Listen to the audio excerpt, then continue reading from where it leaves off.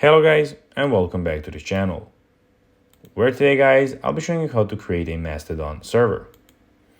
So guys, the first thing that you of course need to do is go to the Google Play Store or the App Store and download the Mastodon application. After that, you just need to go and log into your profile or register to Mastodon if you haven't already done that, of course.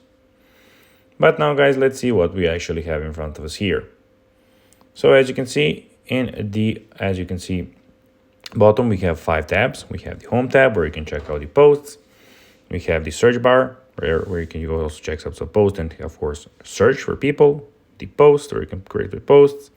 We have the notifications, and in the bottom right corner, your profile. But now guys, let's see how you can actually go and create a Mastodon server. So first of all, you need a virtual private server, VPS, to host your Mastodon instance. Provides like DigitalOcean, Lindblom, and popular choices. You'll need a domain name for your server. Services like Gandhi can help you with this. Then configure your DNS record to point your VPS.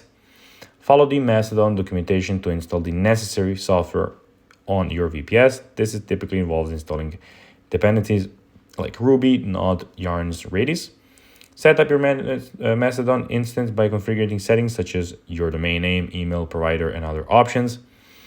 Set up SSL certification for HTTPS and ensure your server is secure. Regularly update your server, monitor its preference, and manage users and content. So guys, that will be everything for this video. I hope that you found this video informative and entertaining, guys.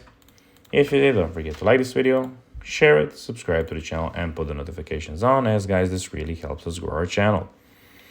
So if you have a few seconds, it will be pretty cool if you could do this for us. So guys, that will be everything for this video. I hope you enjoyed it, and guys, as always, I'll be seeing you in the next one. Until then, bye guys.